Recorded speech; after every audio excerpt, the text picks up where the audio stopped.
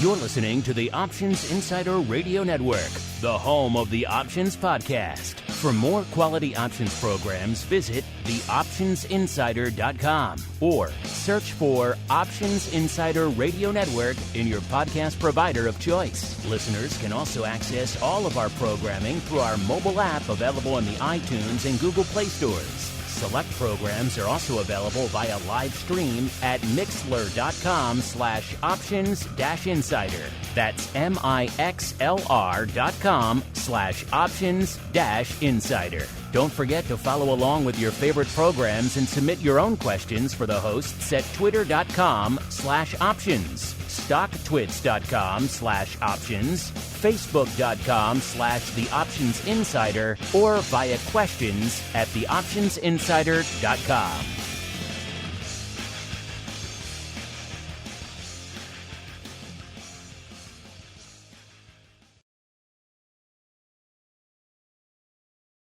Welcome to Volatility Views, the premier program for volatility traders. Each week, we'll take a deep dive into the world of volatility with in-depth analysis, trading activity reviews, strategy breakdowns, cutting-edge education, and much more. We'll also bring you exclusive conversations with the traders, researchers, and asset managers who are reshaping the volatility landscape. If it involves volatility, then you'll find it on Volatility Views. Volatility Views is brought to you by MIAX, one of the fastest, most efficient trading platforms in the world. MIAX is proud to bring you Spikes Volatility products. Spikes options and futures are traded on the Spikes Volatility Index, SPIKE, offering pinpoint accuracy, radically faster dissemination, and a highly transparent settlement auction, all for ultra-low exchange fees. It's volatility reimagined. Learn more about Spikes at miaxoptions.com/spikes. Options and futures involve risk and are not suitable for all investors. The statements made are provided for informational purposes only and should not be relied on for financial or legal advice. And now, it's time to take a deep dive into the world of volatility. It's time for Volatility Views.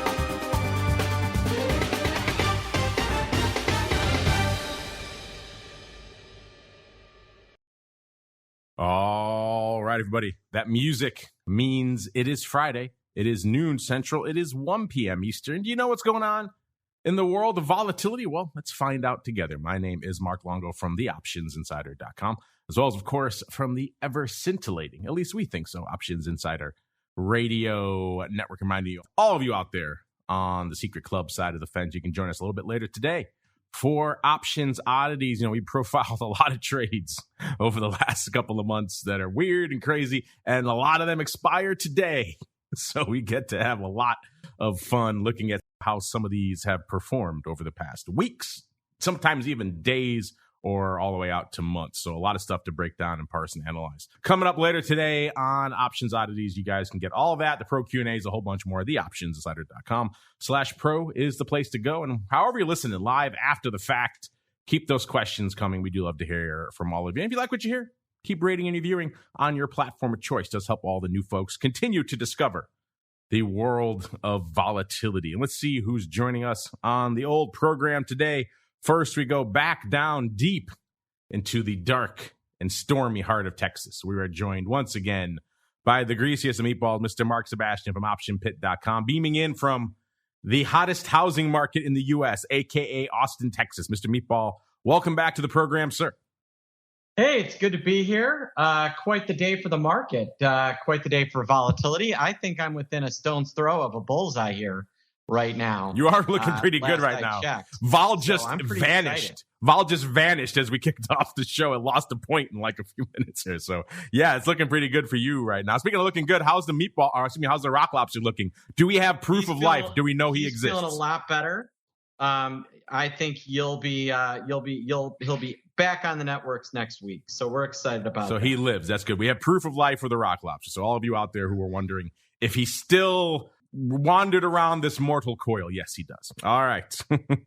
Let's keep on rolling out there to the MIAX hot seat, where we are joined once again by our friend, Mr. Matt Amberson, a.k.a. the Oracle of New Hampshire, a.k.a. the keeper of all that cool earnings volatility data, which is telling us some interesting stuff of late. And he also moonlights over there at ORATS as well, aka Options Research and Technology Services. Mr. Matt, welcome back to Volatility Views, sir. Good. I'm here with my best friend who's making her voice known here, barking. And it's great. I think I'll learn 3 things from Mark today. So I'm excited for the show. Ooh, 3 things. You already have it lined up. I'm excited too now as we keep on rolling right on into the Volatility Review.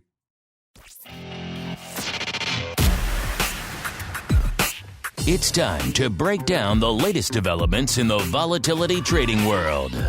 It's time for the Volatility Review.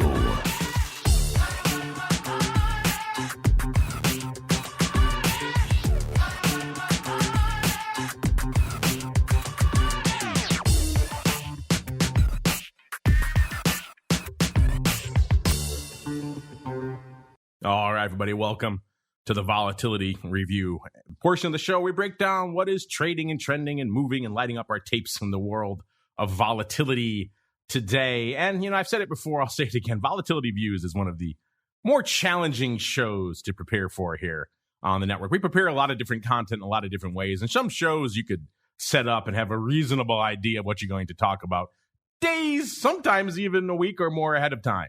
And then Volatility Views comes along and you can't really prep it more than like an hour, sometimes even a half an hour ahead of time because things move so much. When we have guests on the show sometimes and they ask, hey, what are we going to talk about a week or two ahead of time? I always just laugh. I was like, you have no idea what you're in store for because that vol is moving and shaking yet again. Coming into today's show, we are seeing the markets, they've struggled to find their footing, to put it mildly, this week. And then today, looks like they finally found it. They got their sea legs back again because we're seeing a lot of green on the old screen. NASDAQ up over 1% right now. S&P up over 0.75%, and Dow closing in on 0.75% to the upside. That means all that green means all this kind of vol that we kind of squeezed back into the balloon, all this consternation, all this juice is coming back out almost as quickly as it went in. We had, Spikes was closing in on a 20, so was VIX Cash, not that long before showtime. And they've just been moving and just aggressively in the other direction, as Mr. Meatball was saying. Looking pretty good for his prognostication. Let me just check really quickly where he was.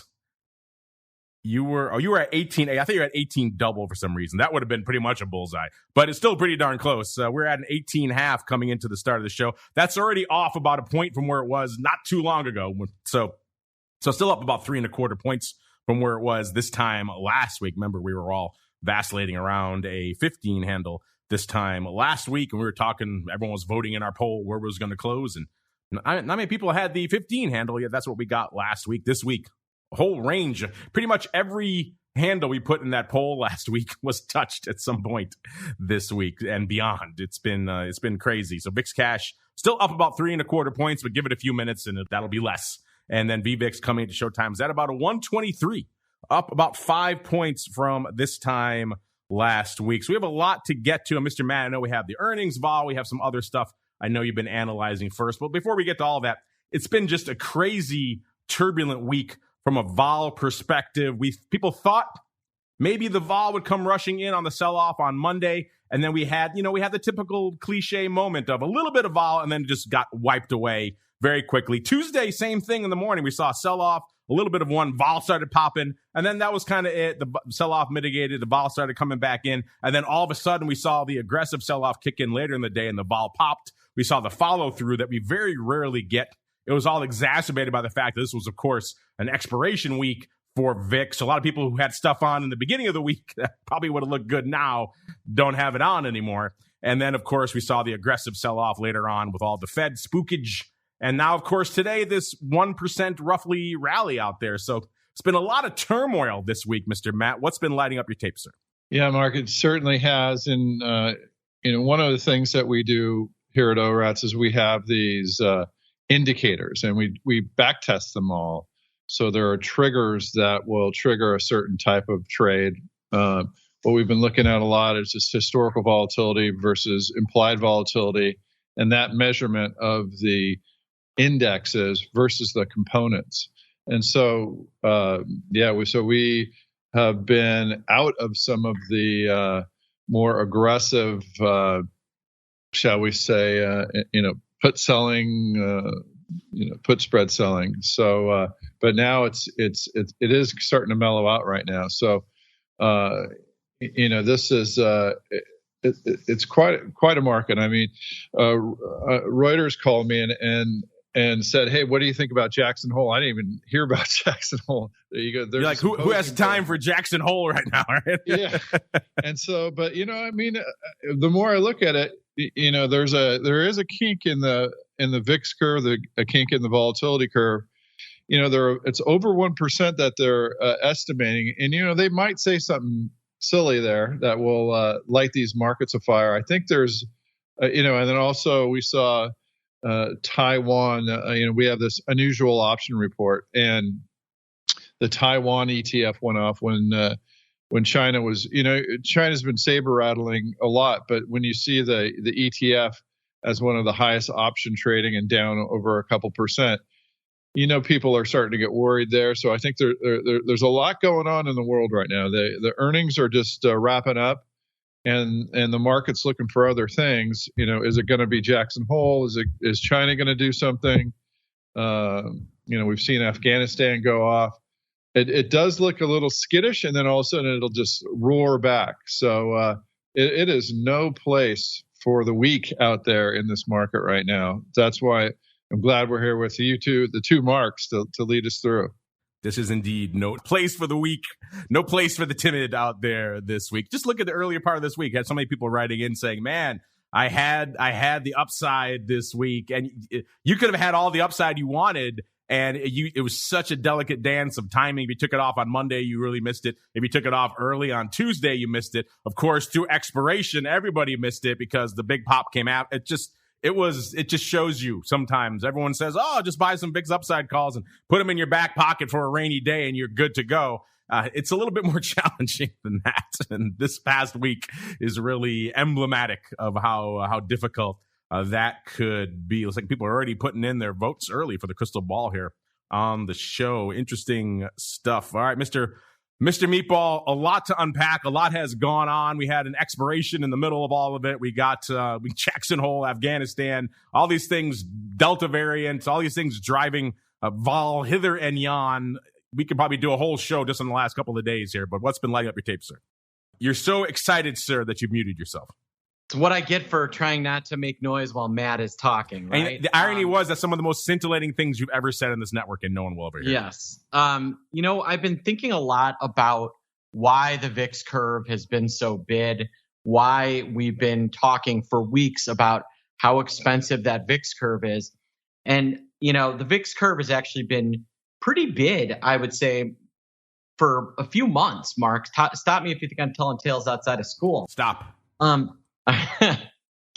But, I'm wondering if we've got kind of a hedged feedback loop on our hands. And let me explain what I mean by that. So I'm a big money manager and I'm worried about this market. So I go in and I buy VIX puts, or I buy puts on the SPX, or some sort of other hedge on my position. Then the market sells off 2 or 3%. I'm not worried because I have my hedge on and my hedge is protecting me. So I don't sell. This causes a lack of secondary selling on these sell-offs that would normally trip algos to push things and allow us to get a 5 or 10% correction. Well, when that sell-off fails to materialize, you get the buy the failed dip crowd stepping in, buying it, and then pushing the market to new all-time highs. That seems to be what has happened on every single VIX spike that we've gotten this year so far. And I'm wondering whether it has to do with this market is so afraid that it wants to protect it. It's overhedged and we pop and we don't sell. It's almost like a self-fulfilling prophecy. That could very well be. There are a lot of forces at work, a lot of competing. Just look at our poll from like a week ago. People were all over the place. Everyone has a different outlook on where vol should be, what the drivers are, what impact those drivers should have. You could pull out each one of these, Afghanistan, whatever, Jackson Hole, the Fed, Delta, each one of these, you can make an argument for maybe moving us into one of the higher zones of VIX, let alone all of them together. So there's a lot of different factors at play out there and a lot to break down. This is going to be an intriguing show, I think, to say the least. Let's kick things off. You know what else is intriguing out there is in the land of the futures. The MIAX folks have been on here for a while now saying, hey, we're really kind of putting the accelerant on the fire there. We really want to get the futures out there trading. And we had Matt on here who kind of oversees all that last week. And he was saying, things are pretty much lighting it up. And that continues to be the case this week. They had another new daily volume record for Spikes futures this Tuesday, the 17th, 8,202 contracts going up. And that's great to hear for everyone out there who's listening to this show, who's saying, man, I've looked at the Spikes options and maybe I was a little intimidated because the markets were a wee bit wide. Well, this kind of thing, more of these over and over again, are translating into more volume out there and going to translate into tighter markets. So it's going to make it less intimidating for you folks. Because I get it. You look at like a VIX at the money put, you see a fairly tight market. You go look at something similar in Spikes and it might be like a buck wide. And you might be saying, what am I doing? What is going on here?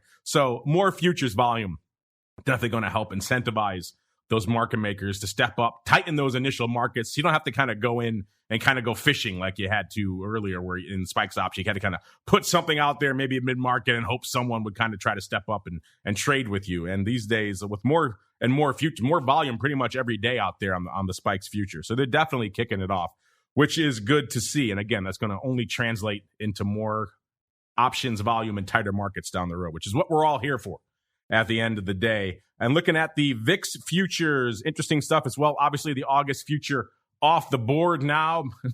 This week would have been a good argument for maybe a Friday expiration for VIX would have been nice this week. But hey, that's a conversation for another day. A SEP future up nearly 2 points coming into the start of the show. The OC future was just new on the board this week, so we don't have a comparison. It was right around almost 22.5 when we kicked off the show. So, Mr. Meatball, you mentioned kind of some backward juice creeping in there early. Any thoughts on what's been lighting up your tape and the evolution we're seeing out there, particularly in the front portion of the VIX futures curve, sir?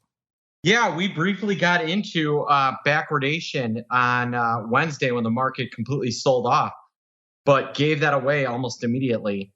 And now we're right back into that contango that we're all used to seeing, and the market is off to the races again. Really interesting stuff, though. Mr. Matt, same question for you. I know you have a lot of models over there when you're not busy analyzing Jackson Hole. You're looking at the vol surface and everything else. What are your models telling you vis-a-vis the VIX futures right now, sir? Yeah, I mean, that was interesting. Again, there's the one thing from Mark already about how big the VIX curve is, but the contango isn't as much in the SPY SPX.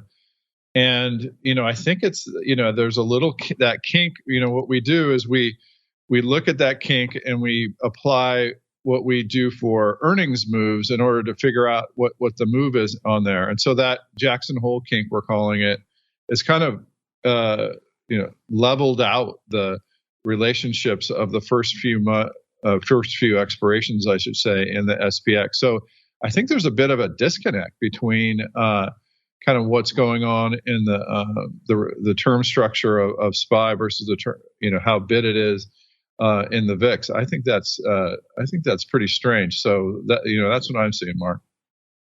This going to be a new model for you, sir, modeling around Jackson Hole, the Jackson Hole effect? Sir? Yeah. No, like I said, I didn't even know about it. And then, Reuters called me up and asked me to look at it. And, and it does look like there are some people kind of coming in and doing some odd trades. As a matter of fact, today on our unusual volume report, maybe an ETF that you probably haven't discussed here, EMB, came in second. It's the emerging bond ETF. And that there was a big short risk reversal. So the customer is getting short. I think there could be some fireworks coming up. We're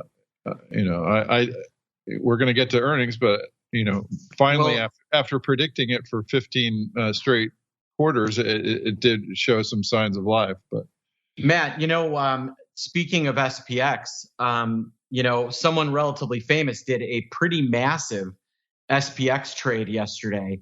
And I got this from my insider on the floor. A man named Carl Icahn. I don't know if you guys have heard of him. Doesn't ring a bell. 20,000, 3,600 puts yesterday in November in the SPX. That was Thursday, the 19th. Pretty big trade for Mr. Icahn. Pretty big line in the sand.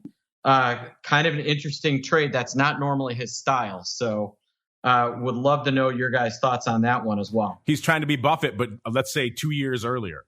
He's not going out quite as far as Mr. Buffett. But I think if Carl picks up the phone, he gets the same premium that Buffett does when he calls and says, "What's the market on these puts?" My guess is that he gets a bigger premium. He could very well do it. He's doing it a little bit closer to home, November.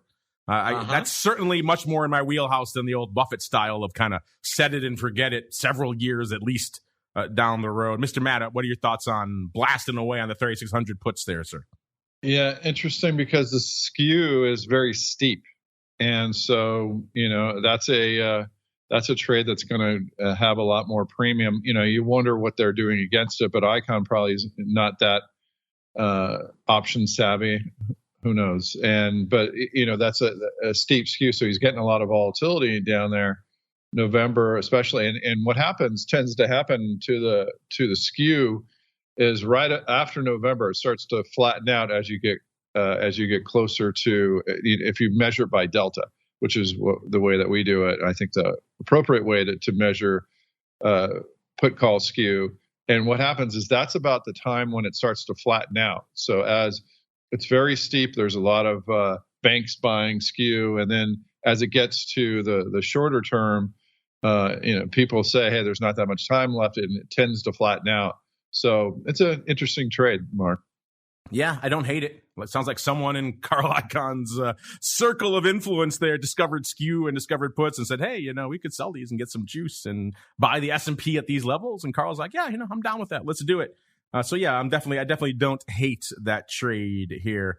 Let's see if the market's liking or hating any trading out there in the option side of the vol space as well. We'll start in Spikes land, still pretty similar OI to what we saw last week. The top positions, let's just do a top five. Number 5, we've got the AUG 16 puts. Number 4, we got the SEP 17 puts. Number 3, the AUG 30 calls. Number 2, we've got the AUG 17 puts. And number 1, the AUG 20 puts. A lot of those top 4 there are all 1,000 plus or so for that kind of multi-leg trade we saw go up not too long ago. VIX options, you might think they'd be blowing the doors off today. And let's just do a last-minute check in case any other spurts of activity came in. No, only 1,000 more contracts. They're up to only 149,000 contracts on the tape. And you might have thought, I certainly thought, given some of the sparks of life we saw in the last few sessions, we'd see that ADV tick up. But it has been trending down prior to the start of this week, and that trend has continued. It's actually down about exactly 50,000 contracts from this time last week. It's down below 400,000 out of 392.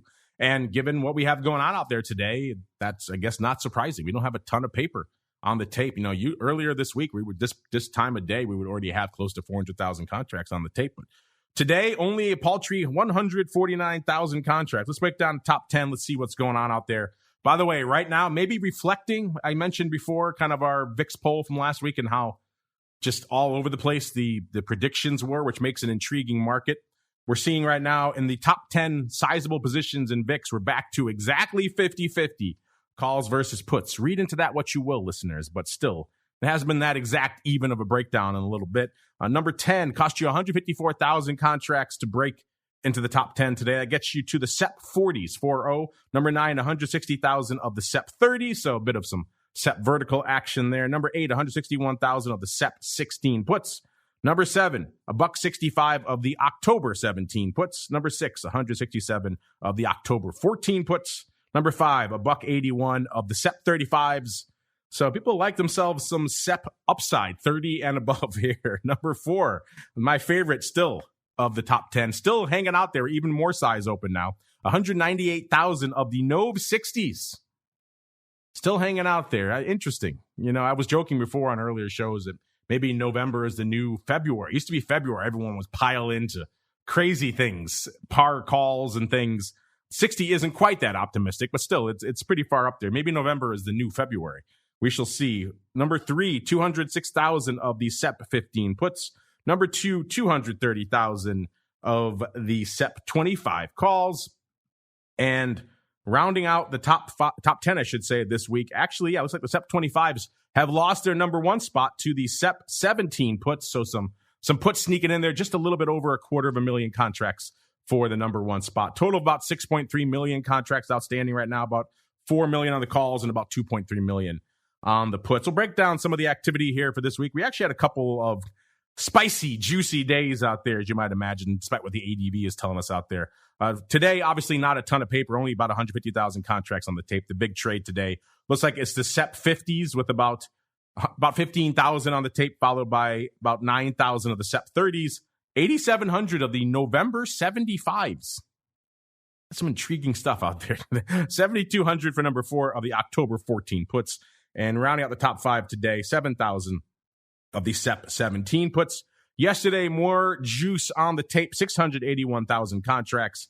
The most active contract yesterday, October 18 puts, 72,000 of those bad boys, followed by the October 19s of 52,000. And then number 3, the SEP 65 calls, 31,000 of those. Number 4, SEP 18 puts, 29, almost 30,000 of those. And rounding out the top 5 yesterday, almost 30,000 of the October 17 puts. Wednesday, a little bit over 500,000 contracts on the tape.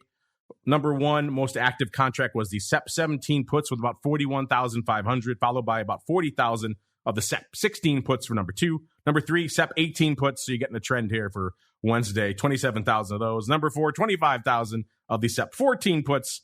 And rounding out the top 5 on Wednesday, actually a call, the SEP 35s with about 22,000 going up there. Tuesday, the most active day of the week, 807,000 contracts on the tape. The most active contract on Tuesday, SEP 17 puts, 88,000 of those bad boys going up out there, followed by 49,000 of the October 50s, 5-0s. Man, all over the place, kind of reflecting the weird nature of what was going up on Tuesday. Remember, we had a bit of a sell-off in the morning, vol spiked, and it started coming in, and then it spiked again. So we had kind of 2 phases on Tuesday. Maybe that's why we had call paper for size at one point and then put paper on the other. Usually you see a little bit more unanimity of direction when these kind of directional days. 42,000 of the AUG 17 puts from number 3, 37,000 on the AUG 18 puts from number 4. And rounding out the top 5 on Tuesday, 29,500 of the SEP 25 calls. Monday, the weakest day of the week, but then again, today is not done. Today's not looking that great. Monday, 280,000 contracts. So today may have a struggle to even get that. We'll see. 280,000 contracts for Monday. The most active contract, almost 21,000 of the AUG 17 puts. Followed by yet again, the SEP 50s, 14,000 of those. The 50 strike has had some odd persistence throughout the week here. Followed by number 3, 13,500 of the AUG 18 calls. Number 4, 12,000 of the SEP 15 puts. And rounding out the top 5 on Monday, November 35s with about 11,500. Mr. Matt, I know you watch a lot of inputs. Any intriguing VIX options trades or skew or any developments go up on your radar this week, sir? Yeah, so we do a lot of back testing, and one of, I've been, when I put a trade on, I immediately put the opposite on. So I was short some 100s and way out of the money in 50s, and those have not filled for weeks. And then just today, just this last little blip, those have been filling. So it looks like they're even though the VIX is relatively high at 18 and a half right now, they have no confidence in these. I like to have these type of calendars going, but we're getting filled on some shorter term calls. So it looks like they're really killing those right now. So that's the main thing I've seen. We do some UVXY. That's obviously tested very well. They tried to scare us by getting that up around 30, but now it's back down to 25. So those are the things that we're watching, Mark. Are you selling the wings again, sir? Are you out here blasting away at wings? Is that what you're doing when I'm not talking to you? just crushing nickel bids left and right. No, those I got to tell you a story. So at my online wine store, 50 Cent was signing wine bottles. So I have my 50 Cent wine bottle. We've been selling 50 Cent options, but buying other things against it. So I got my it's actually one of his favorite champagnes that he signed on my desk here. 50 Cent champagne. That works on many levels, including for this show, because obviously 50 Cent. A little bit of a different connotation here in the VIX and volatility space. Mr. Meatball, you mentioned our friend Carl Icahn drawing a line in the sand this week in SPX. Anything catching your eye out there in VIX options land this week, sir?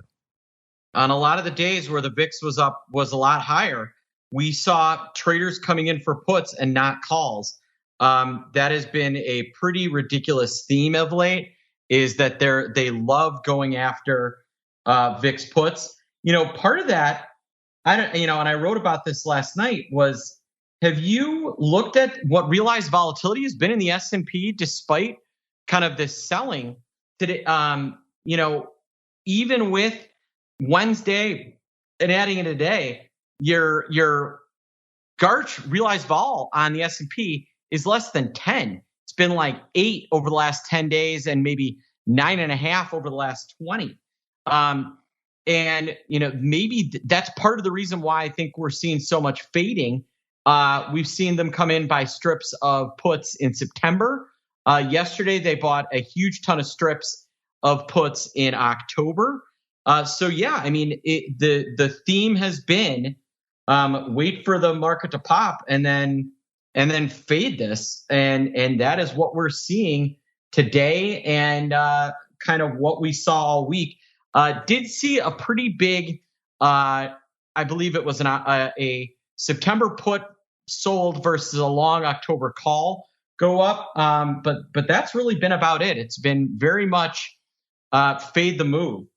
We've not seen that race for calls that I would normally expect. Well, it's hard to blame them, right? You get punched in the face once and then twice, and then it happens 15 times in a row.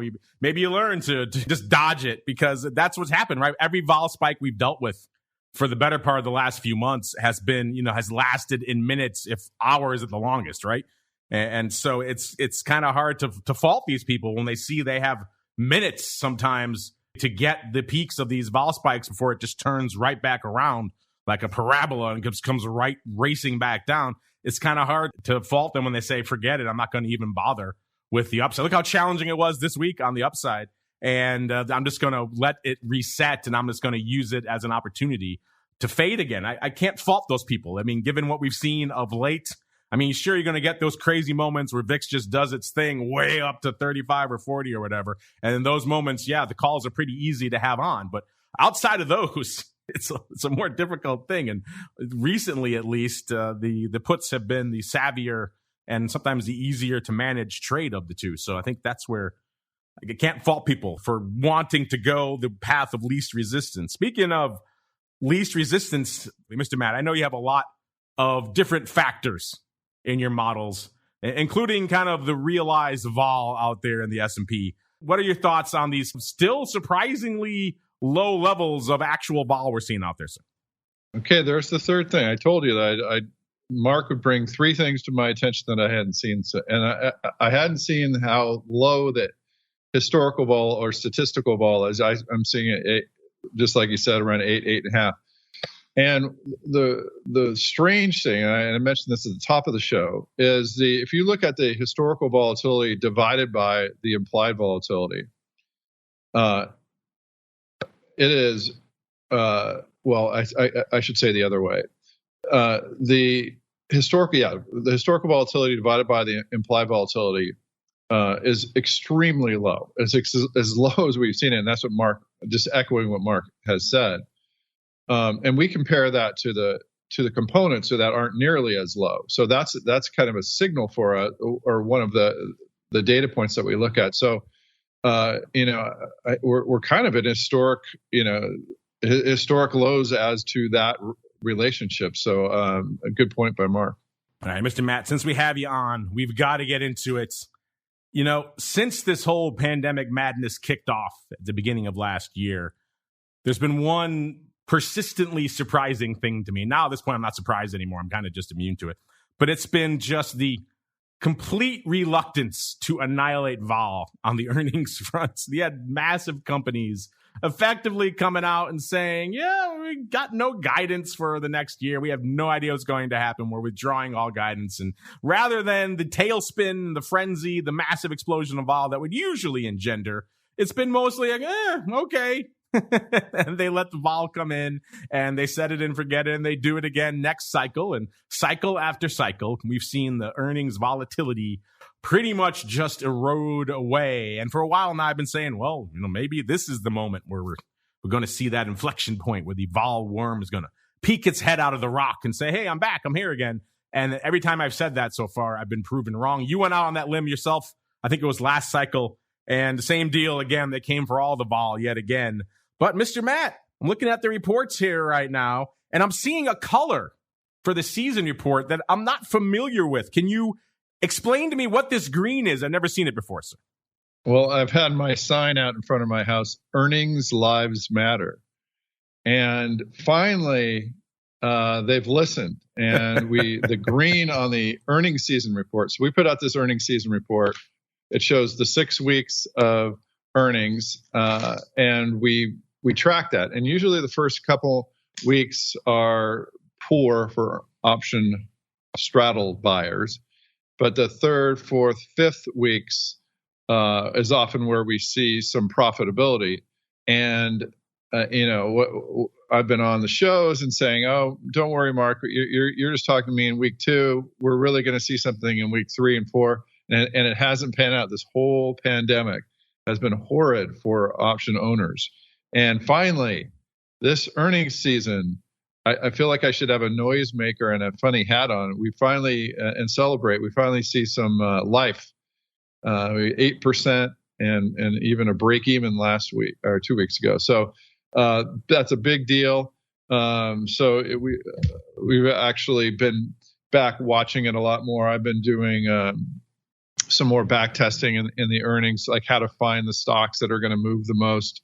We have some interesting factors in this earnings move report that we put out. What we're seeing is the stocks that are relative, implying a low earnings move and low volatility versus their historical volatility.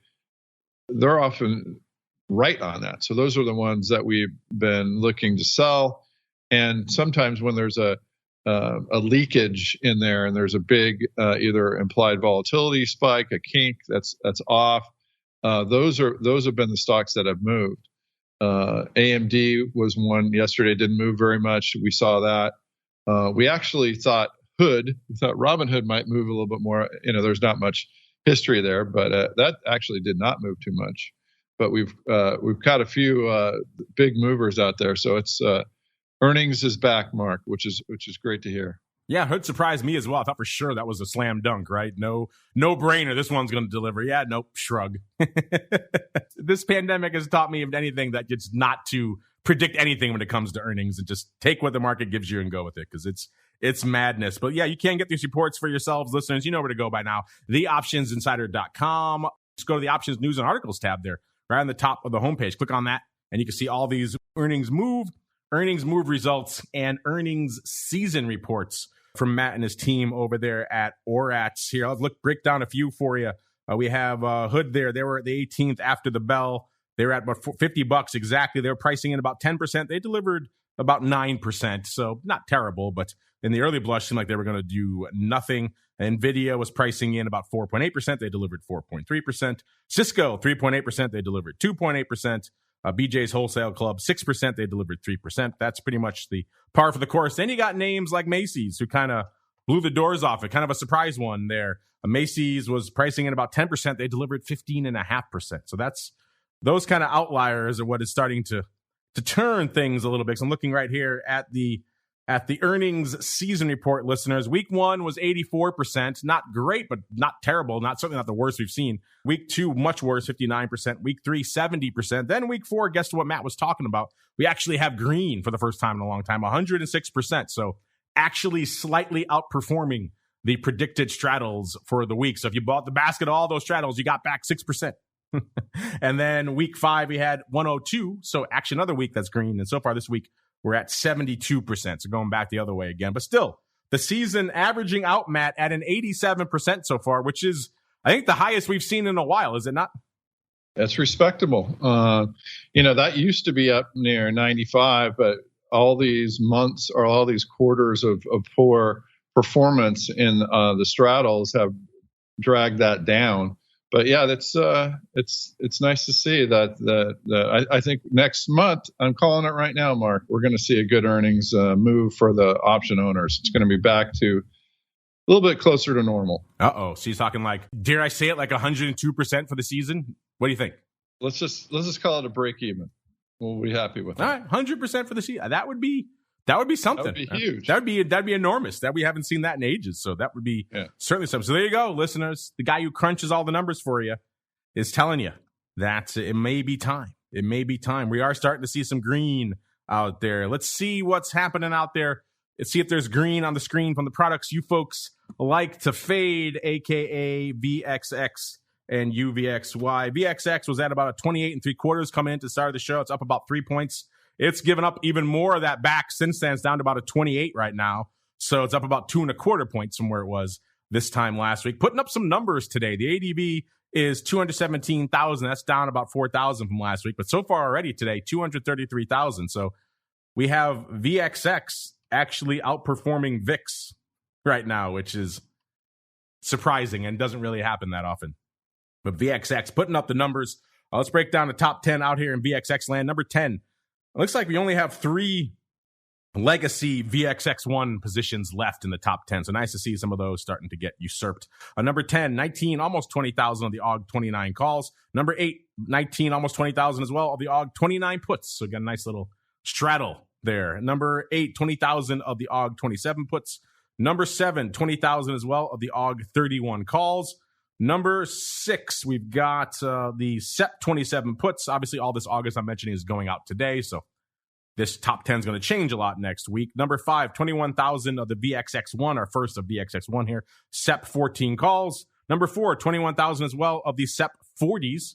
Number 3, 22,000 of the VXX1 SEP 9 puts.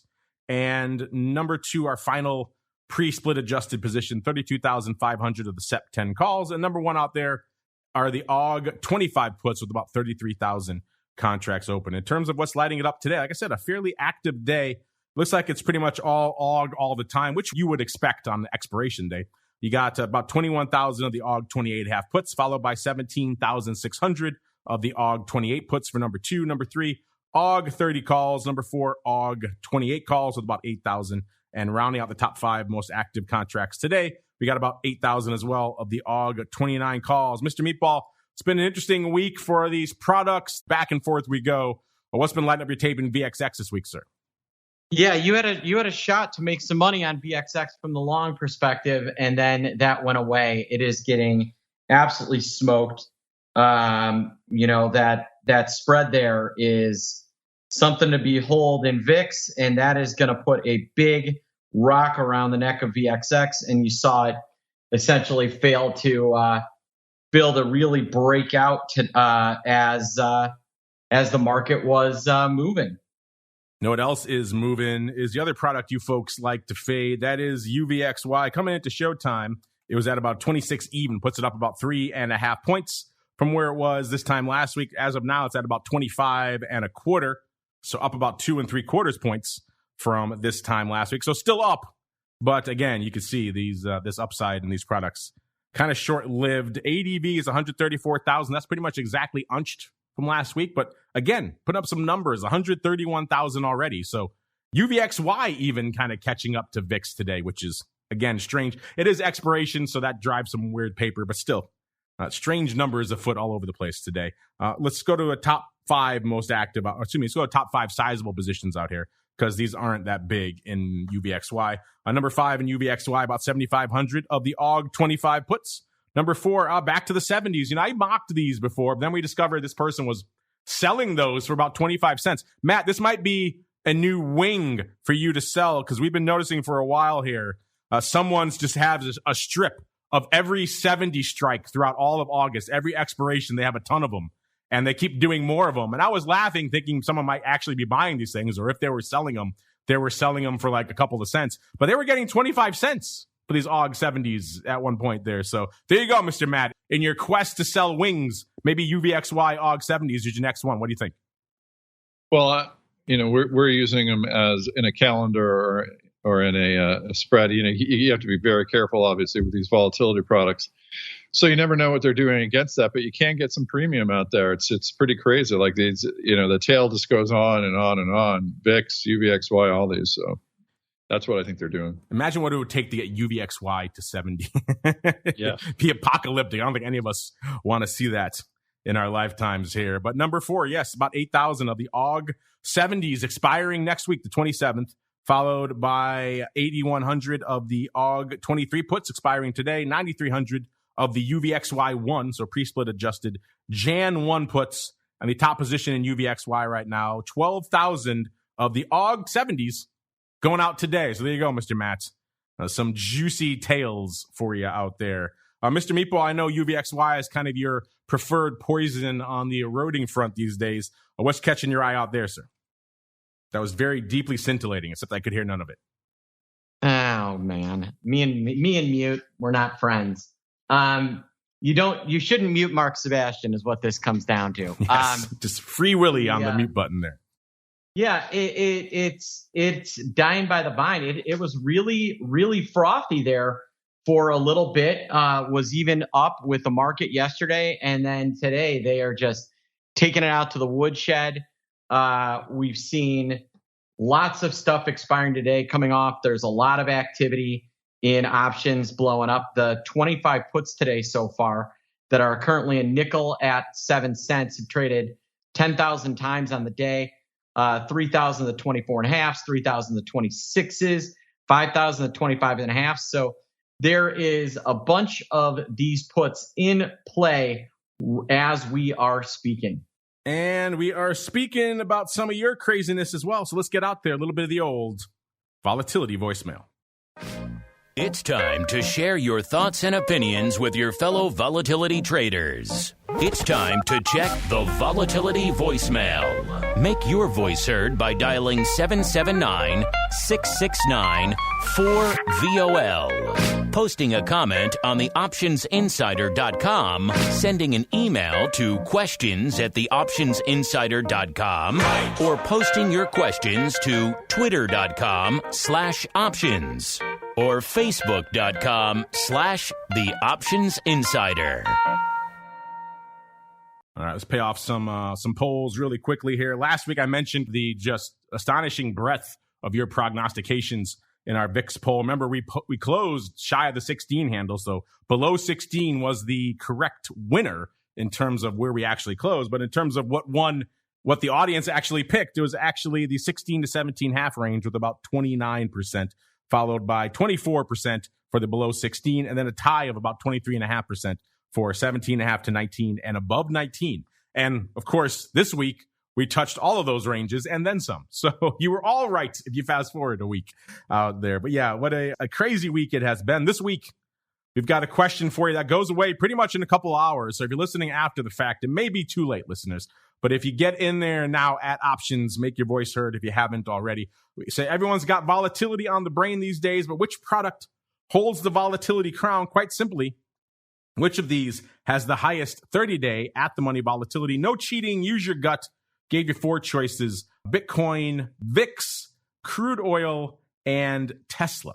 And Mr. Mark, I know you've already guessed on this one before, so I won't make you guess again. But Mr. Matt, I won't even have you guess what you think is winning, because I think you probably know what it is, and it may spoil it for our audience. But instead, what do you think our audience is voting for, sir? So the highest 30-day at-the-money volatility, I think people are going to guess Bitcoin. You're in tune with our audience, sir. 51.2% right now are saying Bitcoin, followed by 22.6% for VIX, 15.5% for Tesla, and 10.7% for crude oil. You think that's insane? You disagree? Maybe you agree strongly? Get in there at options. Make your voice heard before it ends in, looks like 2 hours. You got 2 hours left on this one. listeners. Let's get on out to the live chat. You folks have been talking about all kinds of stuff. Mr. Unlimited says, Vol Review segment has the best little segment song. Russell's Rundown is a close second. All right, I like Russell's Rundown. You like the Vol Review one because it has licensed music. Yeah, one of our VO guys just happened to throw in the money in there. We left it in there, but it wreaks havoc with us whenever we put it out to YouTube or stuff. We get copyright strikes on that all the time. So I kind of wish they hadn't, but I left it in because it's fun. You're right. And people like it. But it is annoying to have licensed music like that in some of our stuff because it has all sorts of other behind the scenes, unforeseen consequences that are annoying to deal with. Let's see. We got Options Queen. She said she's putting in her crystal ball pick. So I'll save that when we get to the crystal ball here. All right. We got people saying, think VIX falls. Powell's there. My boy Luigi watching the relationship of the Dow and Dow transports. I think this is a false rally. Huge spread between the two. Futures in cash and S&P is about 2 points. VVIX at 119. I think the meatball has a great point with the hedge idea, though. So there you go. Let's see what else we've got. Oh, Nichols had problems this week. He said he got burned with his VIX calls this week. A tough week. Yeah, I said that at the top of the show there, Nichols. This was not the easiest of weeks. Everyone who says, oh, you just buy some vol upside in VIX or whatever your product is and you just set it and forget it. It's a little bit more difficult than that, particularly on weeks like this. Like I said, when it blows up to 40, anybody can make money. But on weeks like this, it's a little bit more difficult, a little bit more nuanced. Let's see. Speaking of difficulty and speaking of nuance, it is that time. I think it is time for us to open up our crystal balls and attempt to wrestle with the volatility gods for this time next week. It is time for the crystal ball. It's time to peer into the future and reveal what the volatility gods hold in store. It's time to look into the crystal ball. All right, everybody, welcome to the crystal ball, the portion of the show where we attempt to wrestle with the slippery pig known as volatility and attempt to pin it down for you folks out there, for all of your trading fun and information. And coming into the end of the show, let's see. Spike's actually getting a little bit of its life back. It's up to about exactly a 19. At the start of the show, it had eroded down to about an 18.5. So it got about a half a point back there in Spike's. VIX cash holding out close to a 19 handle, about 18.85 or so. So both of them getting a little bit of life back. That puts, let's see, I was over 3 points away on both, so I do not win. I was at a 15 double for this time this week. We have Mr. Matt from MIAX. He was at a 14.90, so he's pretty much 4 handles away. So he does not win either. Mr. Meatball was the closest. He was about 3/4 of a point or so, 0.7 of a point. It was looking good for you for a while there, Mr. Meatball. Then, as we all know, the vol gods are fickle, and they moved away from you here at the last minute. But still, you are the closest. We also had, not within our margin of a 1/10 of a point margin of victory, though. We also had a lot of folks in our audience who were feeling more vol this week, and that turned out to be the right play, at least coming into today. We had, let's see, Mr. Unlimited. Well, Mr. Unlimited was feeling less. He was saying, that's right, 1492. He wanted to discover a new world of sub 15 vol. I get what you were putting down there. It's funny. I can go for the metaphor, the pun, but didn't come to pass this week. But again, the way vol's eroding right now, give it a few hours. You might be there. Let's see. Options Queen last week, one of our reigning kind of defending champions out there. She said over 22 was too high.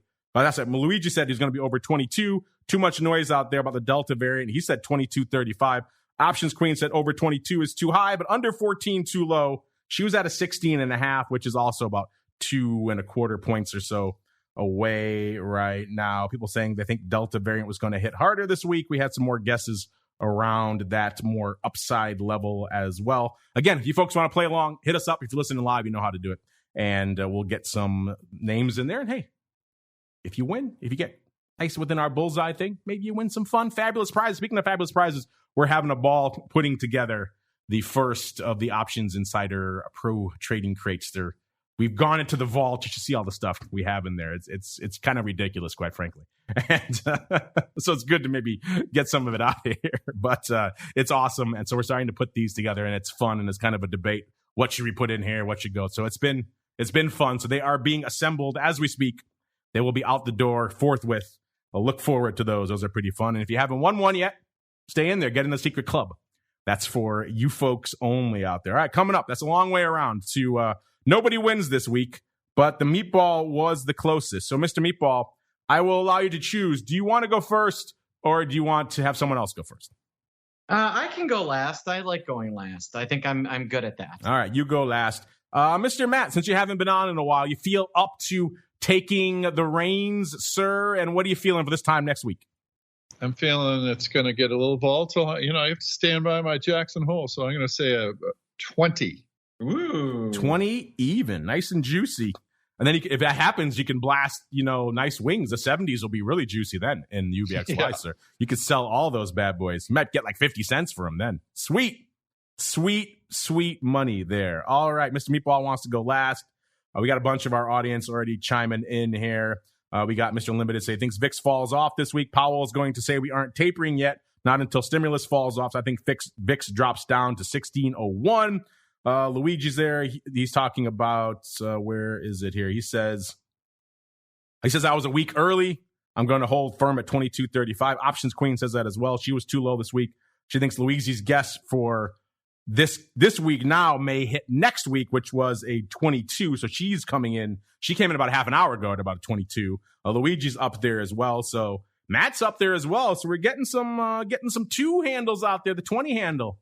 That's interesting. Let's see. So I said we're at threatening the 19 level, but not quite right now in the VIX cash and spikes.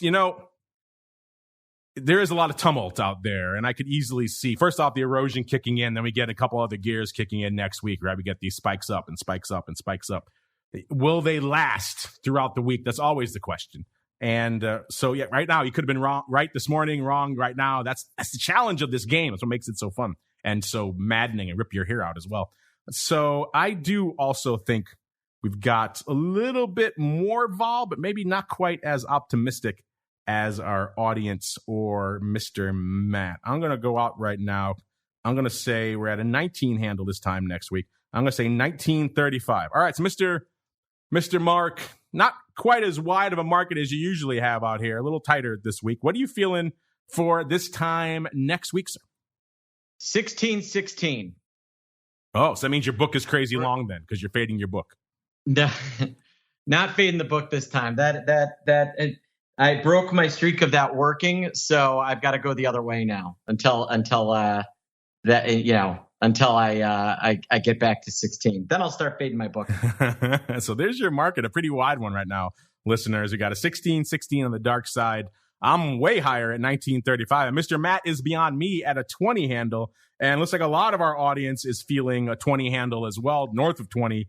Looks like others are feeling a 16 again. So we got some people fading as well. That's what makes a market.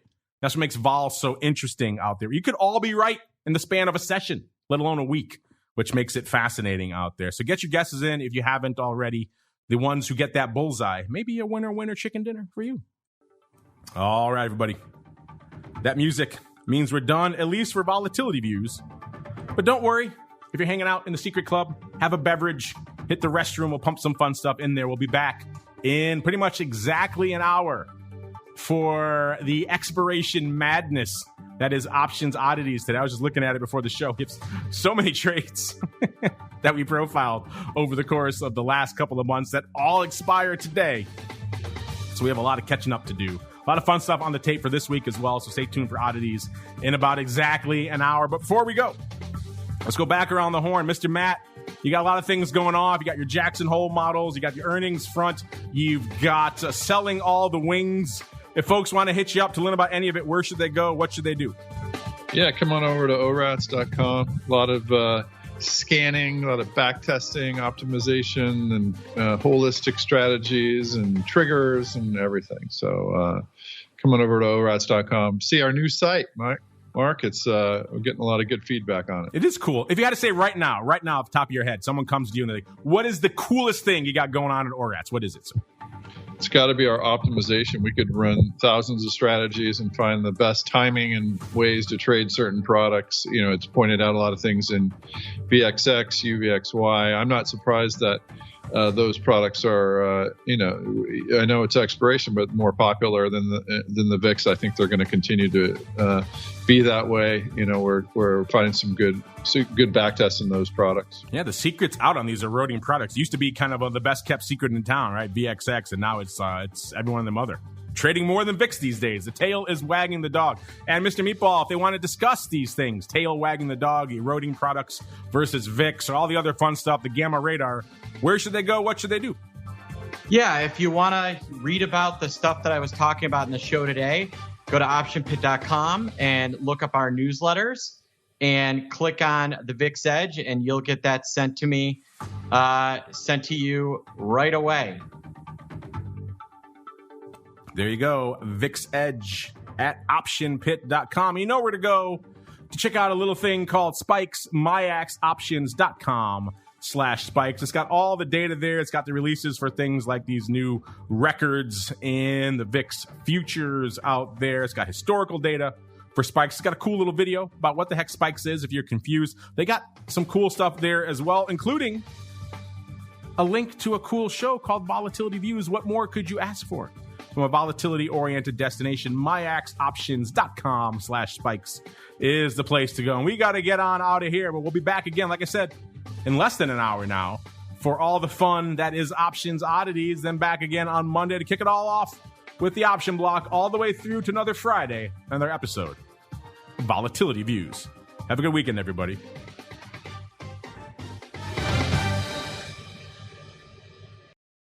Volatility Views is brought to you by MIAX, one of the fastest, most efficient trading platforms in the world. MIAX is proud to bring you Spikes Volatility products. Spikes options and futures are traded on the Spikes Volatility Index, SPIKE, offering pinpoint accuracy, radically faster dissemination, and a highly transparent settlement auction, all for ultra-low exchange fees. It's volatility reimagined. Learn more about Spikes at MIAXoptions.com/spikes.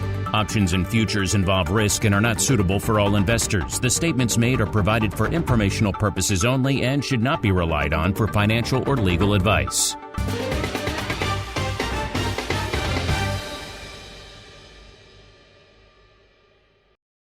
You're listening to the Options Insider Radio Network, the home of the Options Podcast. For more quality options programs, visit theoptionsinsider.com or search for Options Insider Radio Network in your podcast provider of choice. Listeners can also access all of our programming through our mobile app available in the iTunes and Google Play stores. Select programs are also available via live stream at mixlr.com/options-insider. That's mixlr.com/options-insider. Don't forget to follow along with your favorite programs and submit your own questions for the hosts at twitter.com/options, stocktwits.com/options, facebook.com/theoptionsinsider, or via questions at theoptionsinsider.com.